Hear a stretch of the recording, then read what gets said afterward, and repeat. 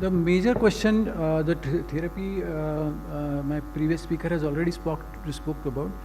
Triglycerides, are they really important? Do we have any role as far as cardiovascular system is concerned? The major complications what increased triglyceride levels or high triglyceride levels will do is increase risk of cardiovascular diseases, which we are going to discuss. The more important risk, especially with very high triglycerides, that is more than 500, is coming from because of acute pancreatitis, and of course what we are seeing more and more commonly today is fatty liver and NASH. High triglycerides are associated with major cardiovascular complications like atherosclerosis, deposition causing myocardial infarction, acute coronary syndromes, liver as we discussed, and pancreatitis. The problem is especially so for Indian population. Why? Because of this peculiar Indian kind of phenotype, which is thin fat Indian. The extremities are thin, but the tummy or the visceral fat is more. The problem it causes are basically related to small dense LDL, and that is what is going to be more atherogenic. When we look at the lipid profiles of the Indians, what we commonly see is that the LDL, which is a more common cardiovascular risk factors, the LDL is not so increased. The problem comes with low HDL, which is again a very common lipid profile finding in Indian population, and hypertriglyceridemia.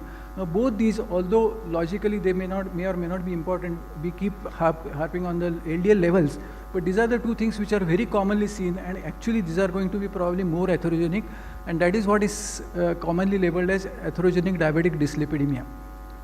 How does this happen?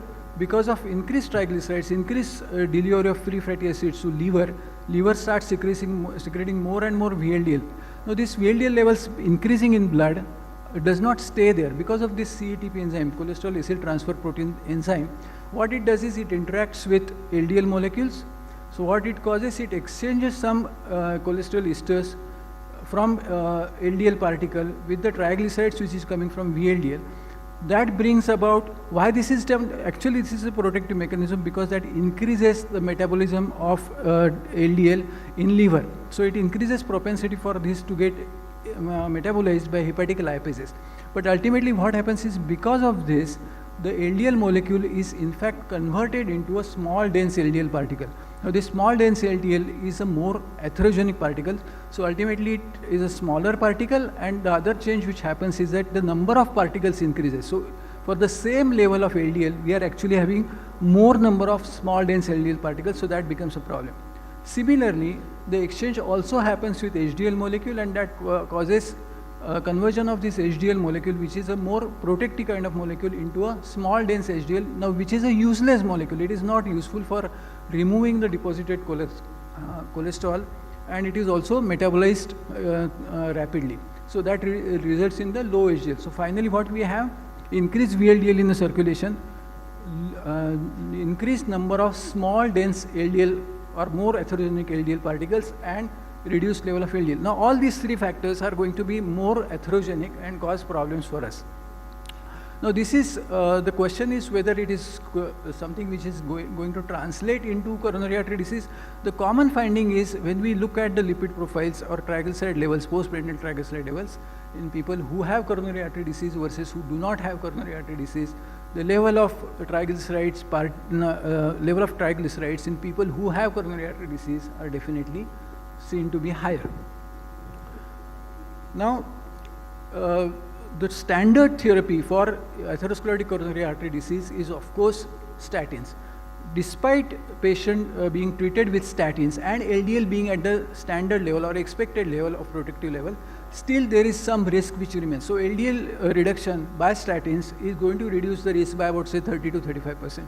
But that still leaves about 60 to 70% of the risk of getting coronary artery disease.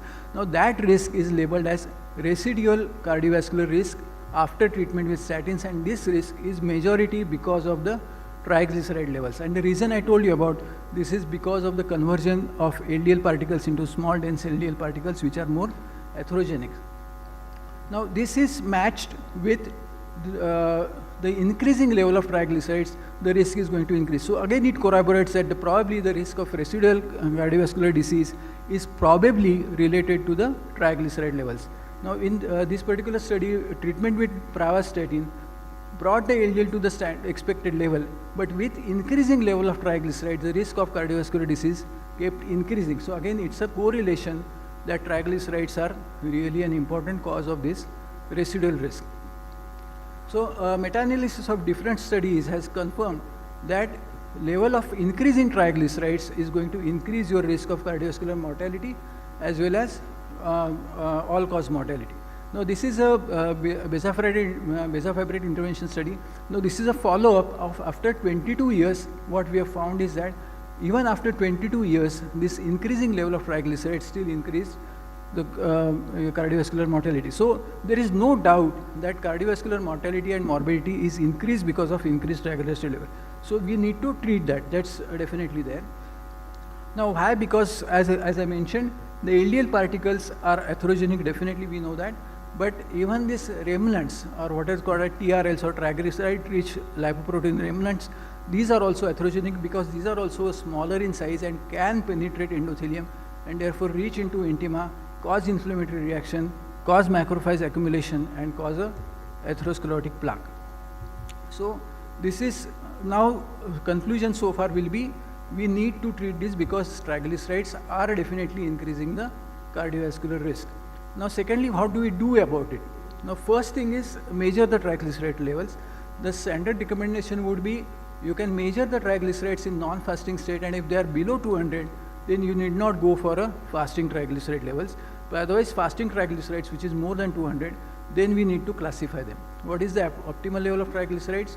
Less than 100, normal would be less than 150. 150 to 200 will be taken as borderline. Now high, which needs treatment for cardiovascular purposes, will be between 200 to 500, and very high is more than 500, and this is where more than cardiovascular disease, the risk of pancreatitis will come in. So we are talking of levels between 200 to 500 for cardiovascular purposes, and if possible we should get that triglyceride levels below 150. Now what are the recommendations? Most importantly, dietary recommendations and lifestyle changes in terms of weight loss, exercise, having healthy lifestyle.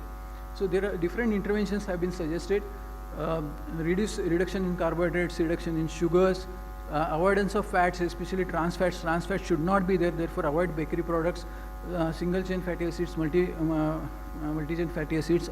So all these recommendations and what the interventions lead to reduction in the triglyceride levels has been given.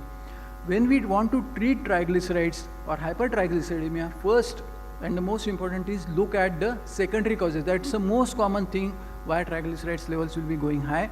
So most commonly the positive energy balance, more intake of calories rather than expenditure is going to save those extra calories in forms of triglycerides and fat. So therefore watch the positive energy balance and the diet should be modified accordingly.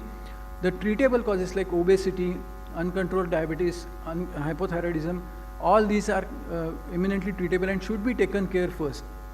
So look at the secondary causes, then there will be significant proportion of medications causing these triglycerides to go up. More commonly beta blockers, antipsychotics, steroids. Now we see more and more malignancy patients, so tamoxifen. So all these things need to be looked at. And finally, excess alcohol consumption. I think we should avoid that excess word and try and avoid alcohol consumption because that is one of the strongest factors for increasing your triglyceride levels.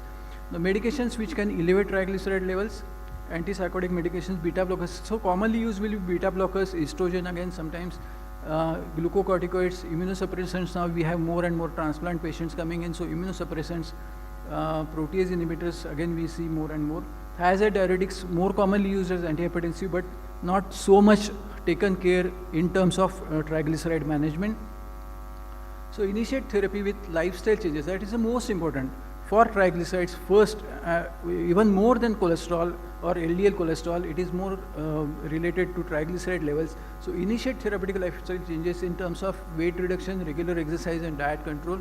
Reduce, the aim is to reduce less than 500 level of triglyceride to prevent pancreatitis. Medical therapy always in atherosclerotic cardiovascular disease will be first LDL reduction to the target level. Once you achieve LDL target level, then what is called as non-HDL goal. Now non-HDL goal is becoming more and more important. Why? For two reasons. It is easy to measure does not require fasting, and it gives level of all atherogenic particles. It is very simple to calculate total cholesterol minus HDL cholesterol, both of which do not need fasting state. You calculate these two, and that gives you non-HDL cholesterol levels. Now, non-HDL cholesterol target is 30 milligrams higher than your LDL target. So it is also, it's nothing difficult to remember. Just give, you know the LDL targets, you add 30, and your non-HDL target is 30 plus this LDL target. So try and use this non-HDL target, because that gives you more of atherogenic particles or atherogenic levels of lipids, rather than just doing lipid profile and managing the managing the LDL levels. So calculating triglycerides is difficult, and then you have the question of whether the patient should be fasting or non-fasting. Rather than that, go for this non-HDL levels, and that should be your target. Once you have additional all this you have been achieved, then you can try and reach for HDL targets. Various lifestyle changes which help in reducing triglyceride levels: weight loss gives you about 20% reduction, aerobic activity, fish oil, which our previous speaker has already spoken about. So all these measures are going to help you in reducing your triglyceride levels. The triglycerides per se, the standard dose medications would be statins, omega-3 fatty acids, fenofibrates. This gives a list of medications and what level it is going to affect your triglyceride levels. On an average, statins will reduce your triglyceride levels by about 20 to 30%. And in pure hypertriglyceridemia, the effect is going to be little more. Omega-3 is little more potent, and fibrates are even more potent than that. Problem is, fibrates per se do not have so much of cardiovascular risk benefits, except in people who have very high triglyceride levels. So even in this population, the first therapy is still going to be statins, and then if required, you can add fibrates for that. Effect of lipid lowering therapies, as I mentioned, these are the different molecules. Fibrates is going to reduce triglycerides by, fibrates means fenofibrate and kind. It is going to reduce your triglyceride levels by 30 to 50%. Niacin is one molecule which has significant benefit on all lipid components, but then it has a lot of problems in terms of tolerability, and unfortunately in trials like AIM-HIGH trial did not really prove its cardiovascular risk benefit. So therefore it is falling a little out of vogue, but then again it's a good molecule for reducing triglycerides and increasing the HDL levels. Omega-3 is again an important molecule, especially now with the REDUCE-IT trial. Icosapent ethyl has shown significant benefits, and therefore omega-3 is going to make its way back. But again, remember that it's a highly purified omega-3 fatty acid, and it has to be given in recommended doses. Smaller doses are not going to be useful. Statins are going to reduce triglyceride by 10 to 30%, and in even ezetimibe, which retards the reabsorption of cholesterol by about 5 to 10%. Triglycerides have been studied in various trials to see whether there was any significant reduction in our cardiovascular outcomes. Helsinki Heart Study, Veterans Administration Study, bezafibrate infarct prevention trial, fenofibrate trial, Accord trial. So all these trials have shown significant mortality benefits, and therefore probably today we should also be going for triglyceride reduction. Now I won't spend much time on this particular slide. The previous talk was entirely on this. The Vasepa or icosapent ethyl is the molecule which has been studied in this particular trial called as REDUCE-IT trial, presented by Deepak Bhatt. It showed significant, a little difficult to believe or too high to be good kind of results. So probably the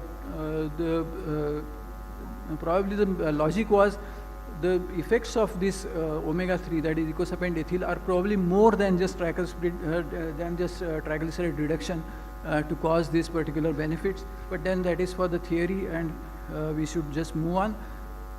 So ultimately, treatment of triglycerides begins with therapeutic lifestyle changes, low fat, low carbohydrate or carbohydrate controlled diet. Saturated fat should be as low as possible. Simple sugars and carbohydrates should be taken care of. Increasing oily fish if you don't want to take capsules. It's difficult in Indian scenario. Smoking cessation, alcohol should be generally be reduced or stopped altogether. Offending medications you need to look at, and then if necessary change. Good amount of aerobic activity is definitely needed. control of diabetes and thyroid comes primary if they are there, and these are all the things which can reduce your triglycerides to a significant level.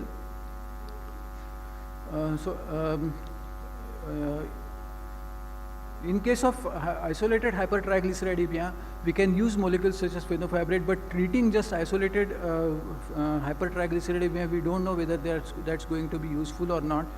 Diabetic dyslipidemia is a growing concern. Now, although we call it as diabetic dyslipidemia, it is basically high triglyceride levels which are going to be more atherogenic, and therefore that is called as atherogenic dyslipidemia. In India, that is very commonly seen a lipid profile that is low HDL and high triglycerides, and that is increasing the burden of cardiovascular disease or atherosclerotic cardiovascular diseases in India. Post-statins, which is a standard therapy for atherosclerotic cardiovascular disease, there is still some significant residual risk, and to reduce that residual risk, probably we should be targeting the triglyceride by the various means I showed you about. Thank you.